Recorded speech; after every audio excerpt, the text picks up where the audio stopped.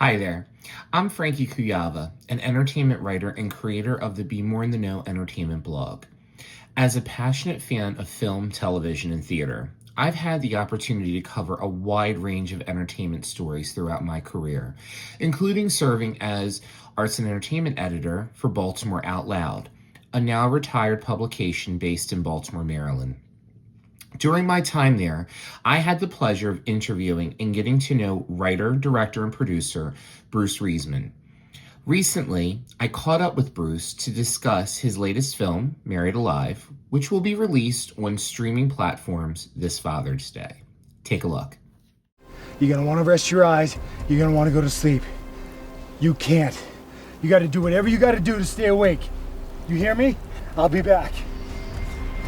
Okay. So I'm here with director Bruce. Bruce, how's it going?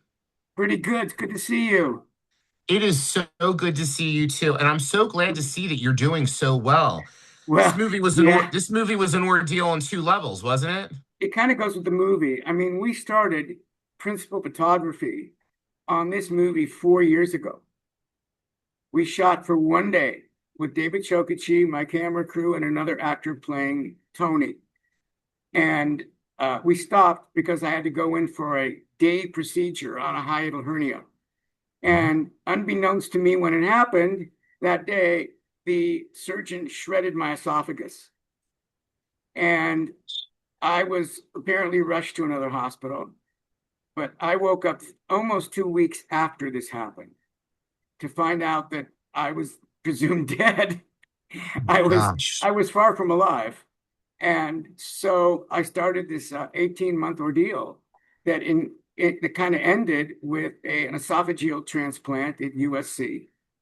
And I guess this script kept me going. But when I survived this ordeal, the transplant, etc., I did a rewrite on the script because I was determined to start the movie again, shooting.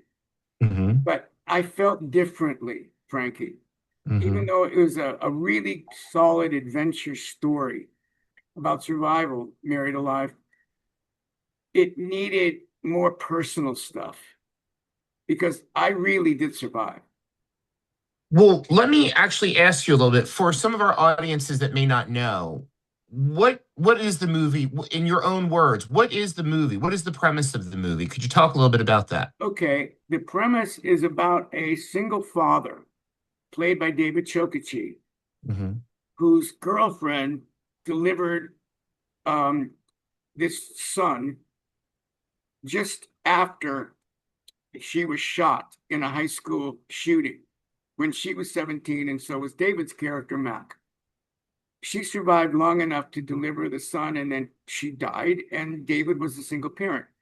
Now, flash forward, 28 years, and Tony is going to be getting married to Lily, this lovely girl played by Sky Coyne. And the father and the son decide they're going to go on one last adventure before the son leaves the nest. And they go out in the middle of nowhere, and they're both firemen. They have no filter as far as crazy risk taking. Mm-hmm. And the Jeep goes over a cliff, and it pins Mm-hmm. Alan's character, Tony, under it in the middle of nowhere. There's no cell phones, nothing. Mm-hmm. And Mac, David, has to go off on foot to try and find help in the middle of the desert. And aside from just the distance, the river is rising where Tony's pinned under the Jeep. And so it becomes a race against time. And from the time the Jeep goes over, I was careful, at least tried to make it almost in real time so the audience can go on this journey pretty much in real time. And what I infused into the script, and David Mm-hmm. Chokichi helped a lot because he was on the movie from the very beginning, Mm-hmm. and he was with me during my recovery. So I changed the layers of fear and pain to be Mm-hmm. very visceral, and I tried to write in the new script what I went through. And because I was in so much pain, not to belabor that, but my Hmm. recovery was agony. I was on a food machine. I couldn't eat. I had a tube in my throat. I couldn't talk really well because I couldn't swallow because I would have what's it called? Aspirate. I would have aspirated. Thank you, doctor.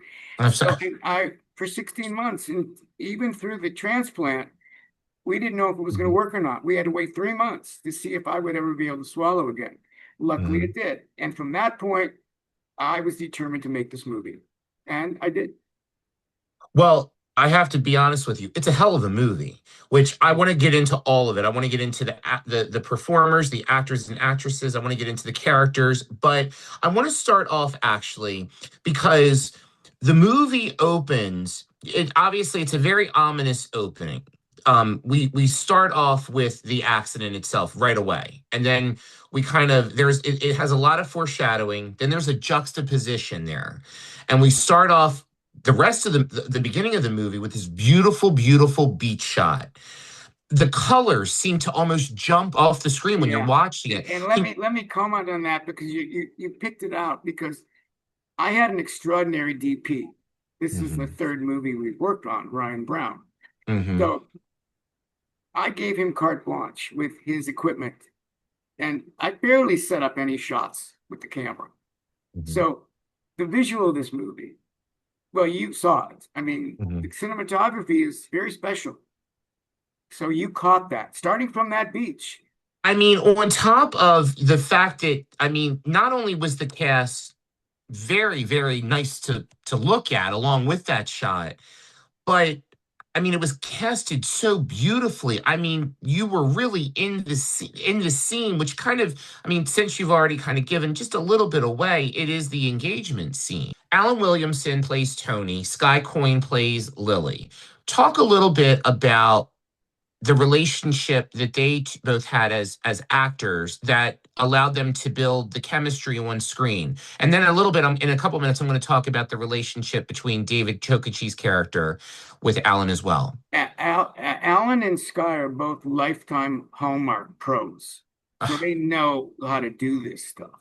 Hmm. But they also have strong theatrical backgrounds, stage. Hmm. Alan's studied in Bristol in England. Hmm. So when I got them together about 3 weeks before we shot, I had them meet at lunch. I sat Hmm. them next to each other at a Islands restaurant, and they clicked instantly. I mean, it was like unbelievable. And what's also interesting is Sky, David, Zach, Aaron, Yancey, all these people were on the movie the first time I shot, Hmm. and they were able to all come back Oh, that's to redo fantastic. it. And Hmm. so they already met each other. But Hmm. because Tony was played by another actor when we first started, who became unavailable when Hmm. we started up again, he he lives in Virginia, so he flew in a few weeks early to meet everybody and rehearse. And Alan I'm did. so lucky. Yeah, Alan did. yeah, yeah. Okay. Well, it's funny you mentioned theater because, and I don't want to deviate too much, but you know, of the recent films that you've done, In the Doghouse, as well as Long as I'm Famous, Yeah. there's a lot of reference to a lot of theater in, and there's even references to theater in this film. How do you find that? Do you feel that you like to weave in elements of the theater Well, into your I films? I I I'm a playwright, Hmm. wannabe. I mean, I've done plays, Hmm. uh, over a dozen plays, but I tend to hire stage trained actors when I can. Hmm. And luckily, so many in my cast were stage trained. They Everybody on this movie was off book by day one. There was nobody saying line. We have no bloopers because everybody knew their lines so much. That's stage training. And David, who hasn't had much stage training, but he's got Mhm. all that experience from Baywatch and all those shows that he Mhm. memorizes the lines. Mhm. So I was able to do long takes. Mhm. So if that answers your question, Zach Mendez, heavy stage training. He's a stand-up comic. Well, it's funny you mentioned David with the state with. I mean, it's amazing that David hasn't made it to a show. Is it hasn't been doing theater work because his caliber He's has he. has grown so much. I mean, just in the last decade, just his body of work and it has just I think exploded. it's a confidence thing with David going out on stage because he hasn't done much. Hmm. And what little he might have done was a long time ago. And Hmm. a few years ago, I did a play here in Los Hmm. Angeles, which was Hmm. actually the play that As Long as I'm Famous was based on. So he Hmm. came to watch our open dress rehearsal one day. Hmm. We ran the play straight through without costumes, but it was, done. So he was sitting behind me. And when it was over, actually at intermission, he leaned forward and he says, "Are you effing kidding me? You think I would be able to do all those lines?" I said, "Yeah." And he said, "I don't know, man." It's about that. Well, It's I got to tell you, Bruce. I I'm mean, not going to seeing give up though. I'm not going to give up. you shouldn't because. If Pam Anderson can do Chicago and change her whole career, Mhm. I'm going to get David to do one of my plays.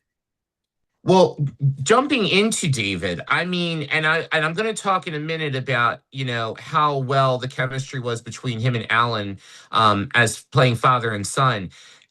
David really came off. I mean, you listen. I know he's done Baywatch. He's done a lot of other things. He's done Witchblade. He's done lots of other different roles, but there is really, I mean, Hollywood has really missed out on bringing him in as an action hero. I mean, he really did. I mean, it was the action that went through the entire film just was. I mean, you were on your seat like next, and like I mean, it went boom, boom, boom, boom. Um, It was rigorous to say the mhm, least. And but he loved that character.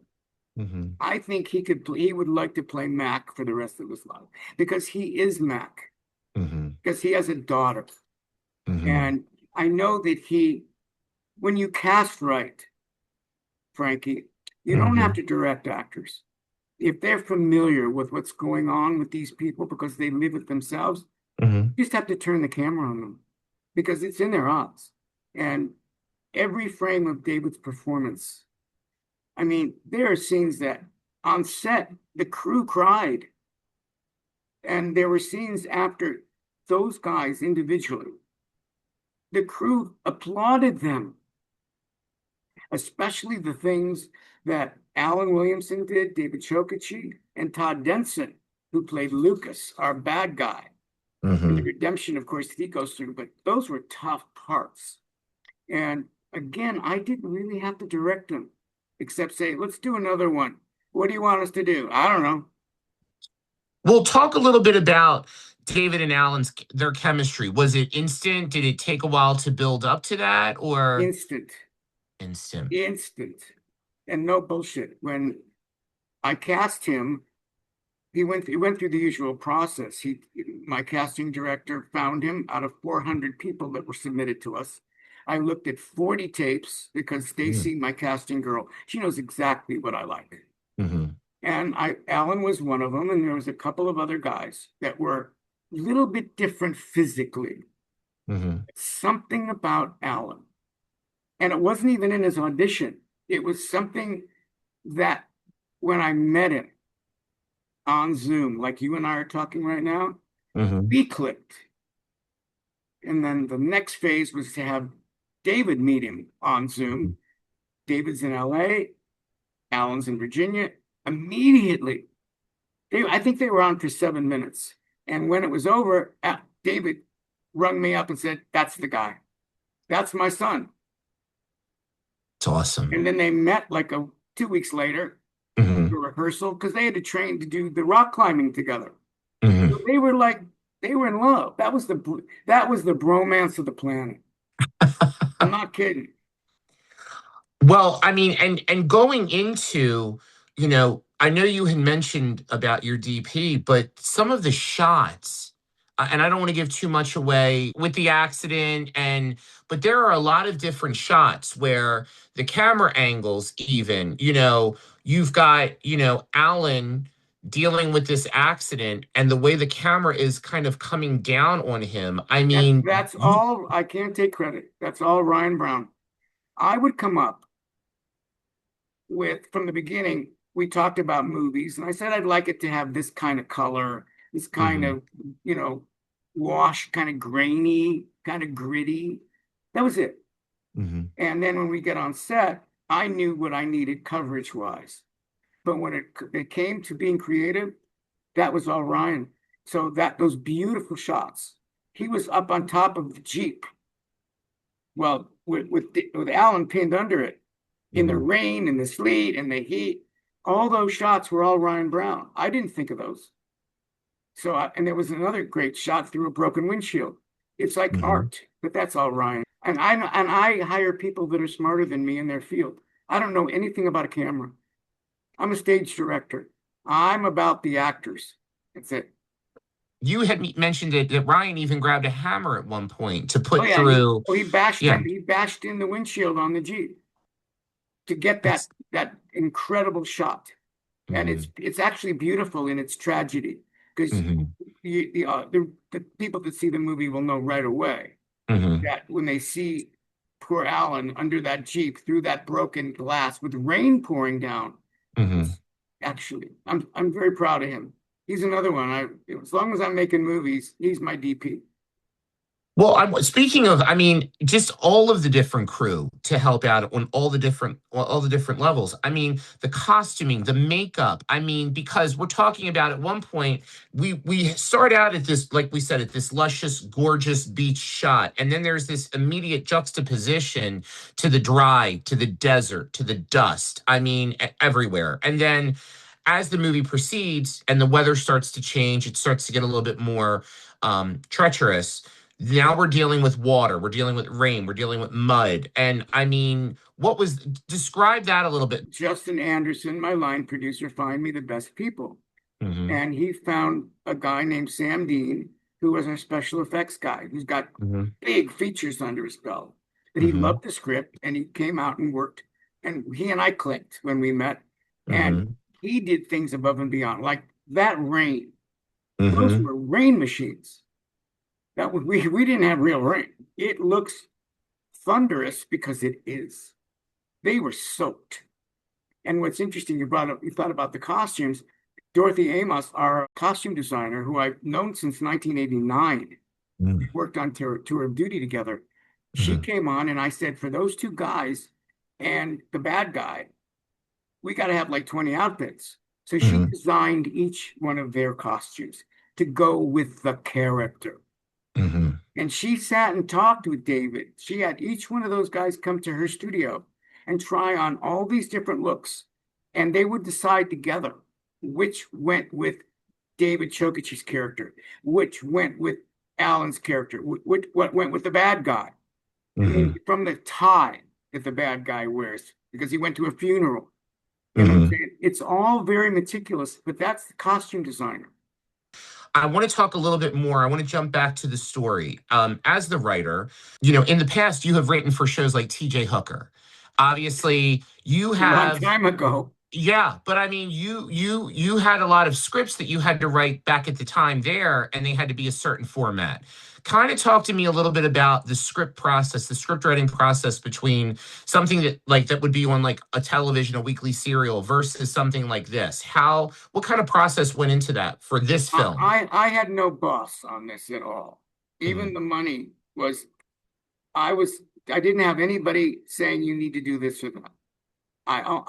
Only thing I had to do was to remember in finding a distributor, there are certain things they're looking for. They're looking for speed. There's a pacing when you read the script that I wrote it like it's a Western mhm, and like the classic Westerns of the 50s, like the Laramie, Bonanza. I was a big fan of those. That's what I mhm, really wanted to do was Westerns. So I mhm, took that formula even though I needed the pace, I Hmm. needed the scenes to be able to breathe. So I'd let these scenes extend a little bit longer.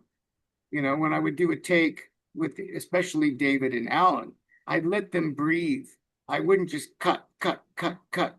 And that gave them the room to relax. From the time the Jeep goes over the cliff, Hmm. after we've established who everybody is, then all hell breaks loose and doesn't stop until the end credits. And that was by choice. But because I understood as a human being who had gone through a personal, painful survival experience, I Hmm. was able to communicate that to my actors and my crew. So we were all in sync. It's funny you mentioned survival because I wanted to also touch on survival is so much, not only, I mean, it's the overarching theme, but it is woven into all the different mini stories that are also within the movie. We have David's character who has survived from when he was a teenager, a school shooting. Yes. And talk a little bit about that a little bit. What kind of research and went into that to portray? Because there is a scene in which you see some of the both the mental after effects, but as well as the physical on David. That's one of David's most beautiful scenes. The both of them. I mean, Hmm. that chemistry. Um, I found a guy that was a survivor of Columbine, Hmm. and this person actually showed me the AK-47 scars on his back. Hmm. And so when Vicky Sandoval, our makeup girl, did those wounds on David's back, they were Hmm. absolutely accurate. Now she had Hmm. done her own homework, but Hmm. when they showed me his back on the day of shooting, I knew Hmm. what it needed to look like. I didn't Hmm. tell her how to do it. That's not my job. But Hmm. she did it so that it was as if she talked to a survivor. And it's a very ugly um, map on David's back, you Hmm. know. And it's like funny. I really didn't want to have the shirtless Baywatch guy shot, but I had Hmm. to so the audience could see his back. When audiences do see this film, they will see how much David, all of the performers, definitely, but especially him, definitely put in the amount of work that had to go in physically. And then you also throw in, Todd, his character, Lucas. Talk a little bit about Todd's character. Todd Denson is one of these journeyman actors that works quite a bit. He's LA based, Hmm. and he got this by accident. We were about to shoot the movie, and I lost the actor that was going to play that part. Hmm. So I had to think fast. And I was having lunch at a place called Birds in Hollywood with my DP, Ryan Brown, Hmm. on a Hmm. Sunday yet. Todd works at that bar. And he Oh. and I knew he was an actor because I was going to use him in another movie. But this Hmm. one happened instead. And I knew Todd because I was a frequent of Birds. And Hmm. he's such a sweetheart and he's a really good actor. So Ryan and I looked at each other and went, Lucas, I didn't even make him audition. I Hmm. gave him the script. I said, if you want to play this part, you're it.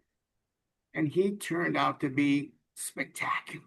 After this movie, this guy should work all the time. Big parts, I mean, and there was a lot of meat with this character. a lot of pain, a lot of emotional pain. And the Hmm. arc that he does, you know, Hmm. talk about redemption without giving the Too movie, much away. Yeah. yeah, because he's a And horror. I think audiences will definitely find that Yeah, very he's interesting. Lucas is a truly horrible human being when we meet him. Hmm. He's so angry and at life and just Hmm. but Todd was able to be that guy. And Hmm. when the camera was off, he was like jovial and fun. He was nothing like Lucas. I'll tell you, he understood the movie like David did because he's a father in real life. They understood what the movie was about. You would do anything for your kid, anything. it seems that in a lot of your films, between David and Aaron Fours and Yancy Butler, there has been other films that you've had and you've incorporated them in different characters. It's amazing how in some of those films they've played one character, and then by the time it comes to this one, they've played a complete Yeah, 180. yeah, yeah. Like Yancy Butler, who's just she's my Barbara Stanwyck. She's Barbara Stanwyck, Hmm. but her character in this is so completely different than the character she played in Last Call in the Doghouse. In Last Call in Hmm. the Doghouse, she played a Broadway star, like Lauren Hmm. Bacall, Hmm. doing a musical about Hillary Clinton. And then in this, she's a bartender, a owner of a bar. Hmm. Completely different arc. But she's also a mother in it. Hmm. And Yancey's my Katharine Hepburn. Anytime I got a role for her, she's in. So much fun to work with. Describe the set. What was the set life? How did everything go behind the scenes? I mean, was the shoot, and was there You any, know, issues with the shoot my or? doctor, my doctors said I really wasn't ready to shoot this picture. I was Hmm. still rehabilitating. I had trouble with my lungs from this thing that happened to me. Hmm. I couldn't walk real well. I had to be driven to the set. But David Chokachi made sure everybody knew what the stakes were because Hmm. David was a producer on the movie. And so when we started shooting, it's not that anybody coddled me. They went the extra distance to make this movie special. Hmm. And that's why I think I've done a lot of things, Frankie, and I've never been as proud of any movie in my life. If I get to do another movie, if it's like this in the set, everything was perfect. Every day was pure joy. No problems at all. And it's funny because it definitely comes across that way on the screen It because does, doesn't it? it's so seamless in how it goes through. I mean, you know, and I think like you said, a lot of your performers had children or had dealt with families with children, and I do think that is um another trope, another theme that comes through is what you would do for your family, what lengths you would go to in order to protect the ones that you love. And I definitely think that all of the characters really came through with a lot of the different characters in It a it lot of the it, it scenes. started with it started with David Hmm. because he carries the picture, literally, in a way. Hmm. It Hmm. started with him, with his experience, his physical spiritualism, because he's Hmm. very spiritual as far as taking care of himself, and he's he just set the tone Hmm. without saying, I'm going to set the tone, because Hmm. he was out there even on days that he was the light. He would come in early. Hmm. And more to that, Williamson had a few days off. Then he Hmm. drove out to the set to use his iPhone to take behind the scenes stuff. Hmm. He didn't have to drive an hour and a half to the location. Hmm. That's the kind of movie this movie was. You actually, we had when we had briefly talked back and forth, you had mentioned that David even went a little bit of the extra mile as the performer when there were certain scenes in which Alan was supposed to be talking to him and they were supposed to be having a conversation, and the lines, whereas it could have been someone else on set delivering these lines, David actually took the time to make Yeah, sure I've he was mentioned that to there. you. Yeah. Yeah. Well, a lot of times when you do close-up coverage, Hmm. the if it's a two-person scene, there was a shot, for example, David had this excruciating monologue to do in the middle of nowhere Hmm. with telling Tony about what had happened to him in high school and how his Hmm. mother died. Hmm. And I had to go in and do Alan's reactions to this. Usually, many times, actors will say, You don't need me for this. You can have somebody else, the script supervisor, feed the lines, especially Hmm. on really emotional stuff. David fed Alan the lines as if the camera was on him so that Alan could react. that's what everybody did. But Mhm. David set the tone. It makes it better, you know. Well, and he talks about the commitment of your cast to making sure they have the most authentic experience that the film goers can see, you know. So, I think a lot of that happened because I think they picked up on how grateful I was to be there. well, I wanted to talk a little bit more about that. You're filming this, you're writing this, you're coming off of all this. Talk a little bit more about how that really kind of melded in this project. I went in for a day procedure on a hiatal hernia on a Mhm. Friday and woke up like 10 days later, not knowing what had happened to me in another hospital. And Mhm. actually, the first face I saw was David Chokachee's Uh, because I didn't know until they told me.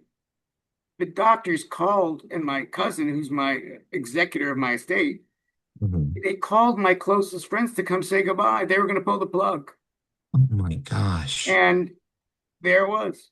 So I opened my eyes. I'm looking at David, who's right in my face. But what are you doing here? I had no idea what had happened to me. You can see that grit is also embedded in the characters, especially with Alan and David throughout the movie, where they really had to dig deep and push through. Alan understood physical pain because Hmm. he's a Afghan war veteran. So Okay. he understood physical pain. And so I didn't have to tell him how to play something. Mhm. But in the first version of the script, before I got hurt, Mhm. it was a good action movie, but it didn't have the layers. So that in my process of rehabilitation, I I rewrote the script to have it go with my personal journey of survival. So Mhm. there's an authenticity to the story now that would not have normally been there had I not gone through what I did. So that was good. One good thing about it, you know what I'm saying? Because Mhm. everybody understood, even having this director on set, that I was stumbling. You know what I mean? I was on pain medication. I mean, I was not good, but I was determined because I had an agent who came to my ICU, which I was in the ICU for almost a month, saying, Mhm. "You got to live. You got to live. You got to make that movie. You got to make Mhm. Buried Alive. It's your best script. You've got to do it." And I did. I mean, I was really, because there were a couple times, Frankie, I gave up when I was really in so much pain. I'd lost so much weight and I just was despondent. But I knew I wanted to make this movie. It was this movie. Question is, now that you finished this film, obviously audiences are finally going to be able, a lot of them are going to be able to see it on Father's Day, which I think is a great tie-in. We were so lucky my distributor fought to get that day because the movie is a Father's Day story, you know, and it's really got that heart in it. And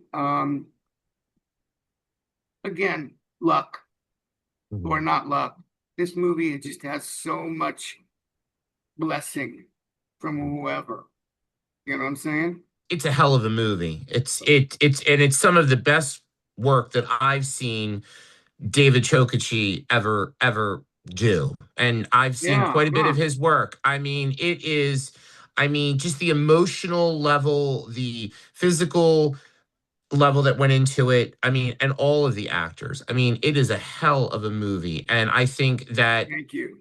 audiences will be definitely in for a ride with this That's one. a good way to put it. Yeah, they will be in for a Yeah. ride. And Yeah.